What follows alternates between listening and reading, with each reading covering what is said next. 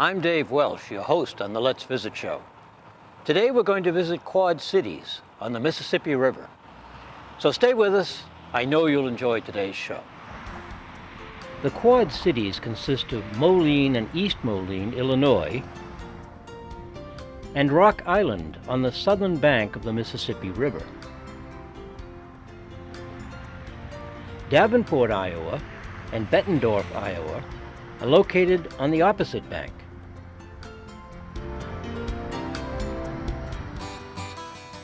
By 1837, the farmers in the Midwest had a serious problem. The rich, glutinous mud of the area stuck heavily to the blades of their plows. It meant much unproductive time spent cleaning off the cast iron blades. Along came John Deere, a local blacksmith, who solved the problem by inventing a polished steel plow blade. With these, the mud just slipped off on its own. This opened up the West to agriculture and made John Deere a household name. Hello, I'm Kristen Vito with the John Deere Pavilion in Moline, Illinois. I'm currently standing in front of our 8000 RT Series tractor, which is also the track tractor. This tractor is made in Waterloo, Iowa. It's our mid-size tractor used for many farmers locally in the Midwest and around the world.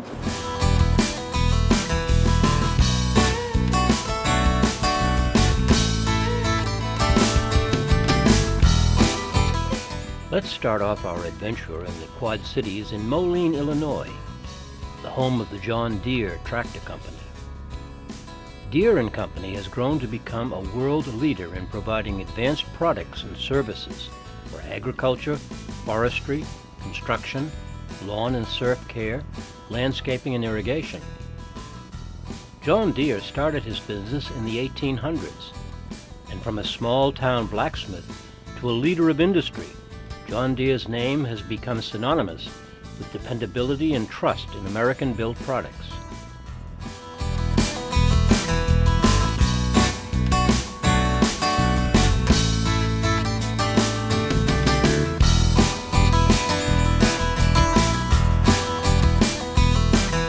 If games of chance are your thing, then Quad Cities on the Mississippi River is the perfect place to visit.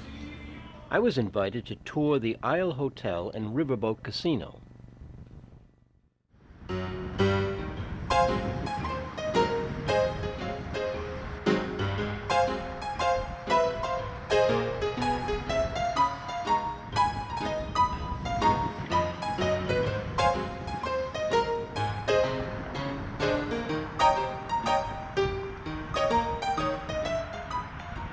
Hi, I'm Nancy Ballinger, Vice President and General Manager of the Isle Casino Hotel Bettendorf. We're here along the Mississippi River in Quad Cities. We have a riverboat casino, 1,000 slot machines, a 514-room hotel, and lots of fun with our convention space. So join us for tons of fun along the Mississippi River.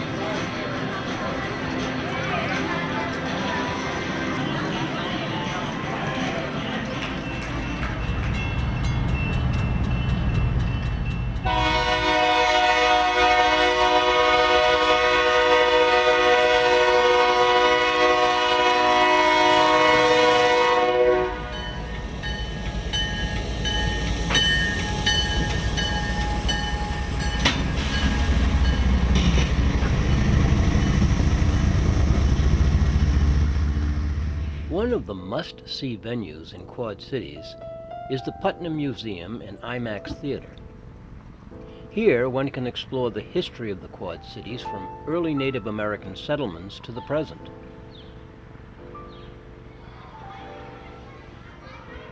It's a great place to take the kids.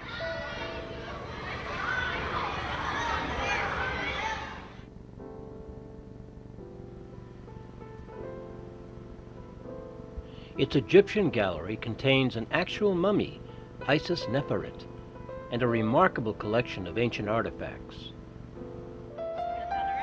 I have been invited to a preview of the Titanic exhibition, especially for the media. Here at the Putnam Museum in Davenport, we are getting prepared to open the world-renowned Titanic exhibition. This is the exhibition that has brought artifacts up from the floor of the North Atlantic and puts them into this wonderful context for you to see and really to feel what it must have been like to sail on the amazing and luxurious Titanic for the short time that people were able to enjoy that excursion.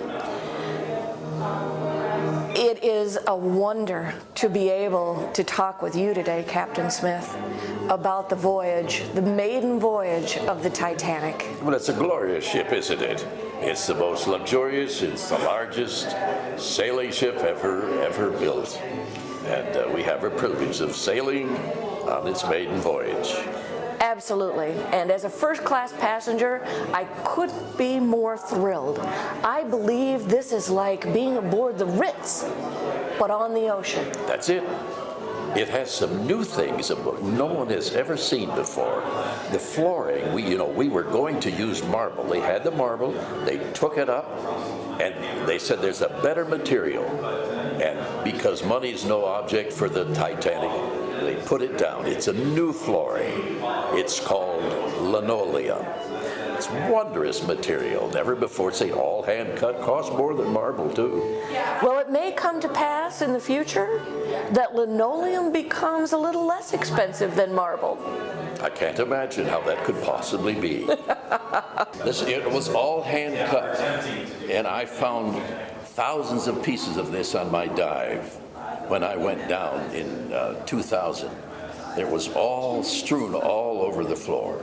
So linoleum isn't, the way I think of linoleum today, No. a very thin material. It was all hand cut too. Oh my goodness. Very expensive. That almost looks like leather.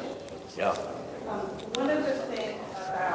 One of the other beautiful places to shoot, if you'd like, is at the first class cabin, which we're coming up on here. Inside a leather wallet. Inside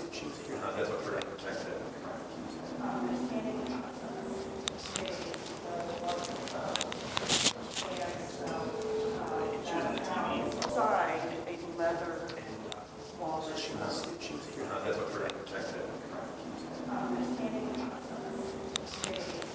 Here we are in front of a first class cabin.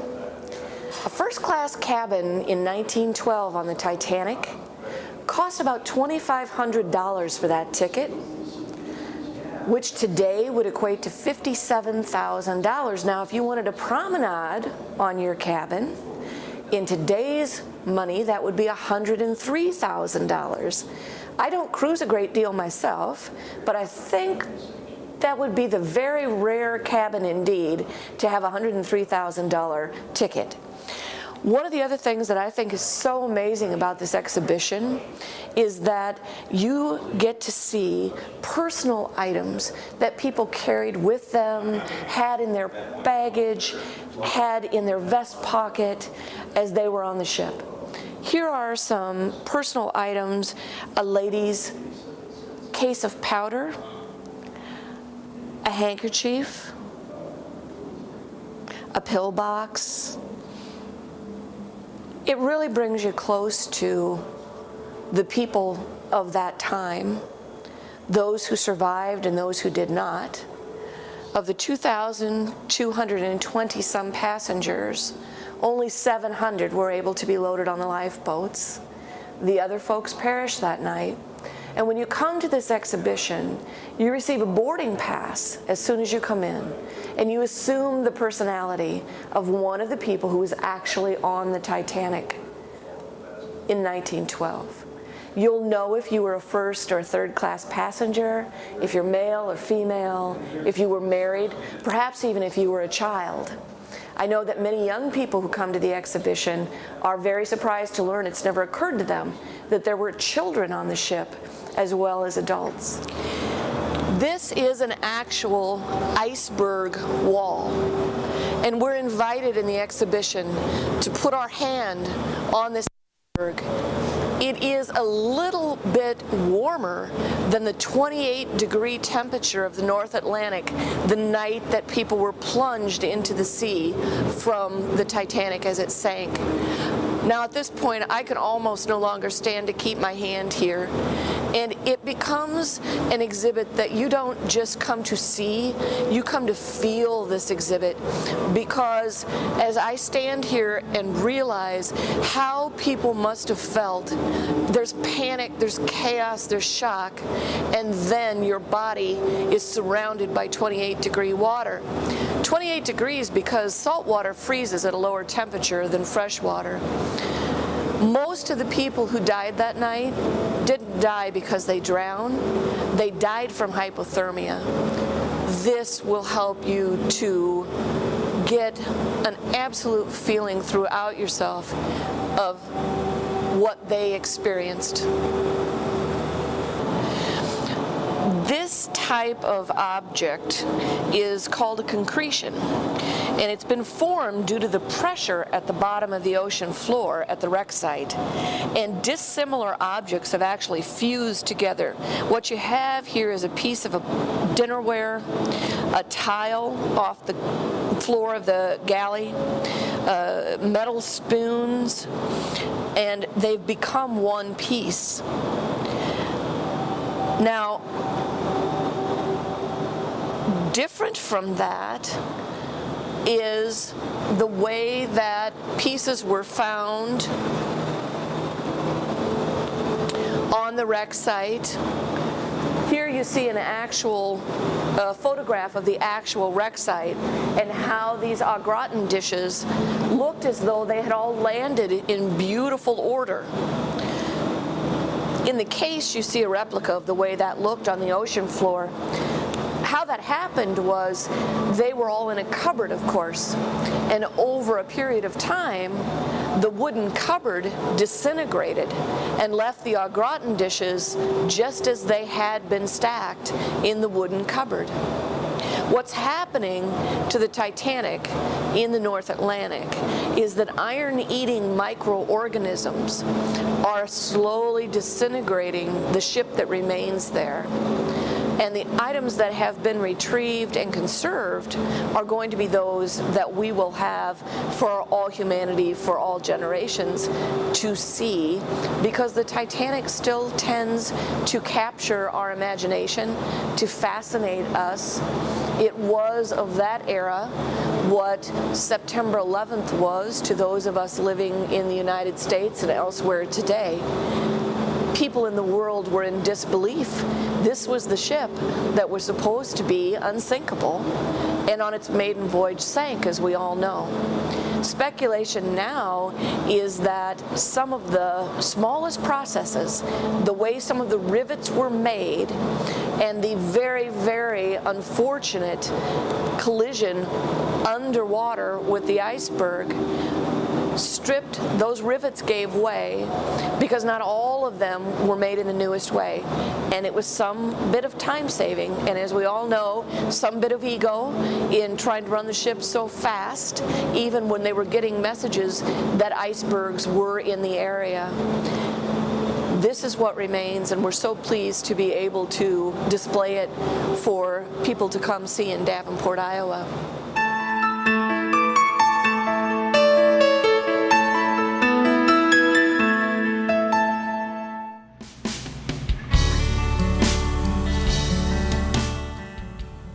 Downtown Moline is a mixture of 19th century and modern buildings. The Bierstube German restaurant is a popular place with its outdoor beer garden. It offers a full menu of traditional German cuisine and the best selection of imported beers and wines.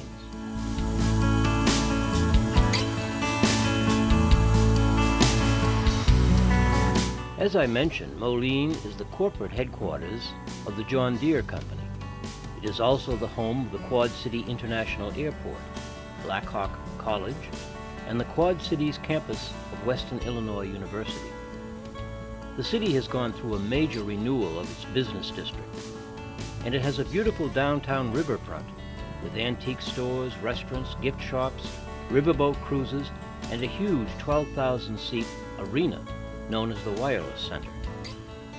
In spite of a valiant effort by the locals to bring the downtown back to life, I found a great many empty stores, with most of the businesses moved to the two large malls in the Quad City area. But business may come back here. It's worked in other cities.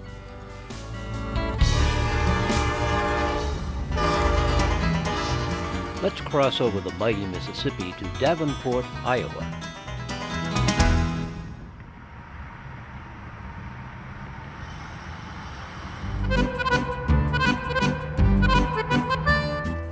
German immigration began in full force to the Quad City area around 1840. These Germans left their native land to obtain freedom from political and religious constraints. Many were farmers and tradesmen, so they fit very well into America's Midwest. Good morning. My name is Janet Brownlow. I'm a member of the Board of Directors at the German American Heritage Center in Davenport, Iowa. The German American Heritage Center is a special place that's housed in an original immigrant hotel. First built in 1861 to house immigrants who sailed typically directly up the Mississippi from New Orleans, the hotel received immigrants for decades and was such a success that it required an expansion. That was done by Mr. Miller in the year 1876, who expanded the hotel and added this portion. Over the years, it had a variety of successes and failures and was more or less an urban wreck in 1995 when it was purchased by the German American Heritage Center. The Heritage Center, made up of thrifty Germans, needed to save its pennies as it restored the building.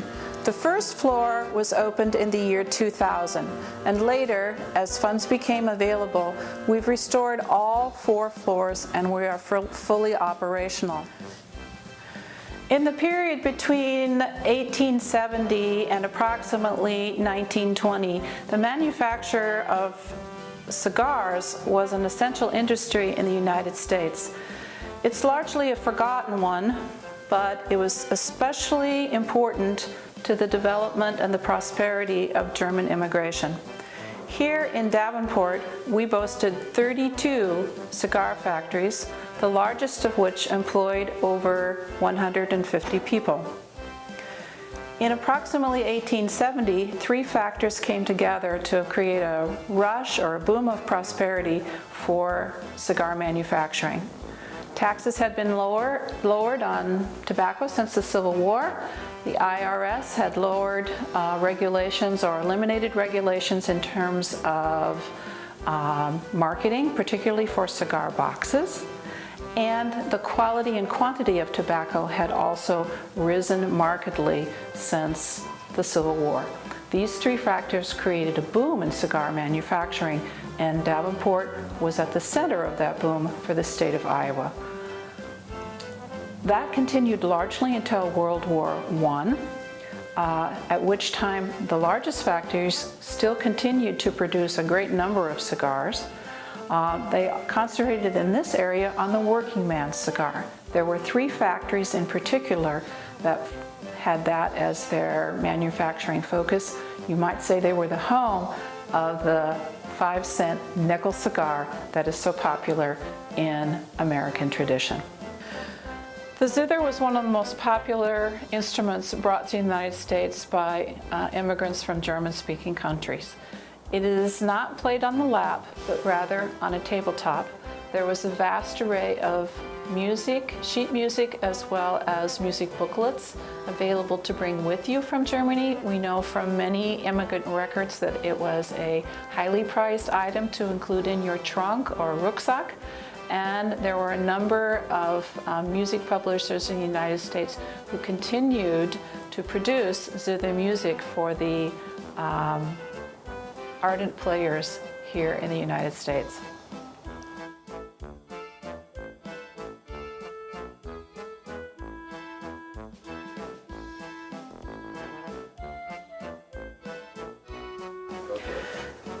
One of the prime features of the Heritage Center is a display, an interactive one, called Step Into My Shoes. I'll show you how it works. By stepping on these footprints, I'll get to watch the life story of Charlotte von Hein and how she traveled from the old world to the Midwest. With my friend Marie Lau, her husband Peter, her brother, and 4 children, Dietrich, Gretchen, Fritz, and Wilhelm, we leave Brunsbüttel, Holstein, Germany on April 2nd, 1853. I am anxious for the journey because my fiancé has already immigrated.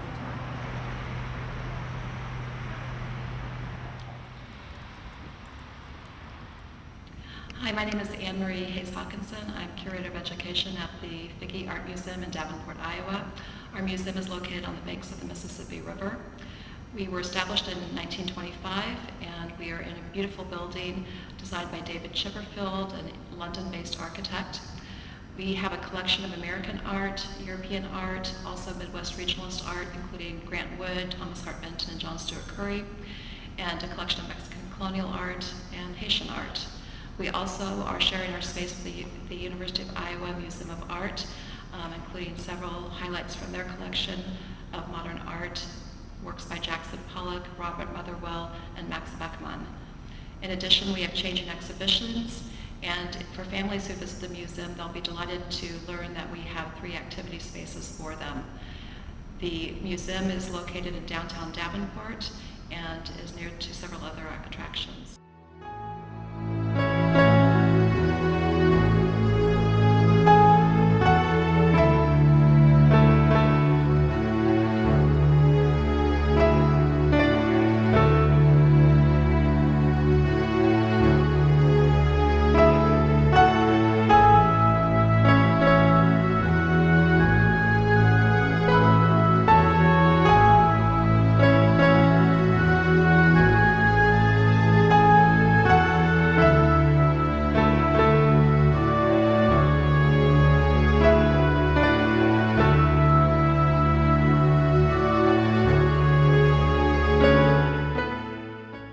Hi, we're in LeClaire, Iowa right now at a place called Antique Archaeology. If you've watched the show American Pickers, you certainly know where we are. In a minute, we're going to go inside and interview the person who's running this place right now. So stay with us.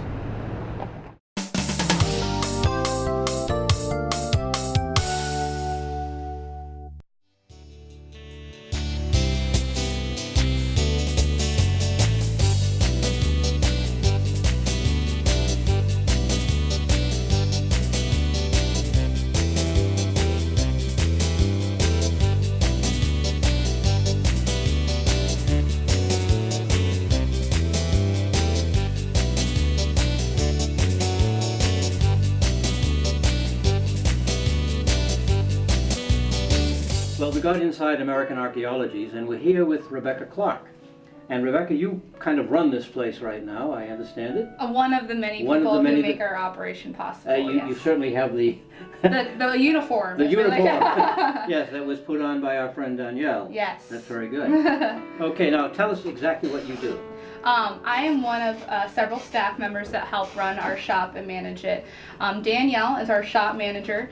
She does a lot of our operations before and after we close, just because she's so popular. It's hard for her to come in during the day, but me and the rest of our staff, we help with customer service. People are traveling in and out of the shop, people who are buying, whether it be antiques or souvenirs, and of course answering questions about the TV show and the antiques and otherwise. And do the guys come in every once in a while? The boys are on the road 3 weeks out of every month, so they're only available usually between 3 and 4 days a month is how often I see them. Okay, very good. Now, we're right on the Mississippi River. I can actually see it right down here. We have a river view. River view. It's very nice. And people can come up from anywhere in the United States, Canada, and come and just drop in and see. We are more than welcome to, have visitors in every day. We're open to the public. We've had people from all over the country, Australia, Canada, China, Even everywhere. our cameraman's from Canada.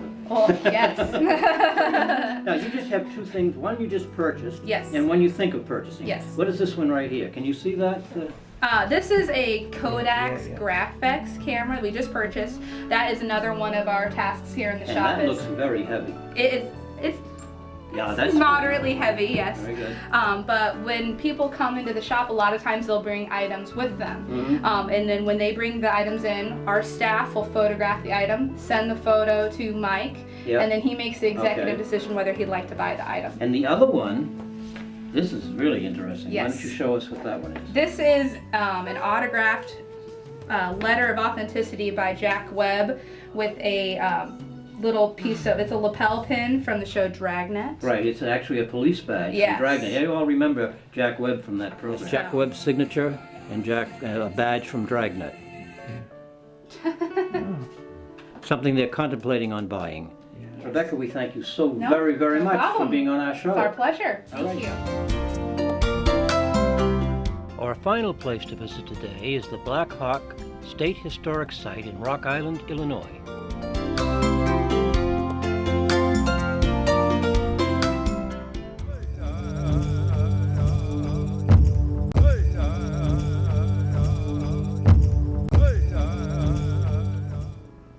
The Watchtower Lodge was begun in 1934. It is a prime example of the wonderful stonework done by the CCC, the Civilian Conservation Corps. This was a government work project for young men instituted by Franklin Delano Roosevelt to combat the effects of the Great Depression. The site consists of a museum, a restaurant, and a lounge. A covered walkway was built in 1941 which connected the three buildings. The museum is located in the west wing of the compound.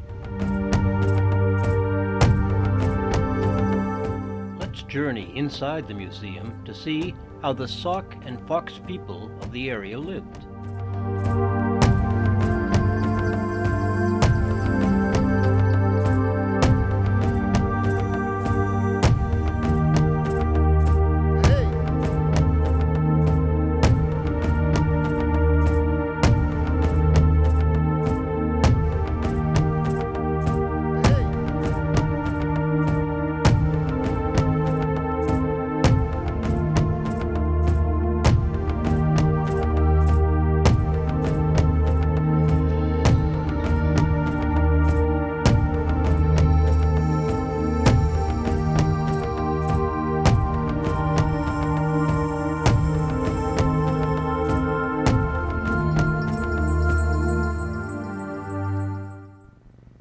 We've used up our half hour for this show, but we have more to bring you. So keep watching your local TV station for part 2 of Let's Visit the Quad Cities. Until then, this is your host, Dave Welsh, saying au revoir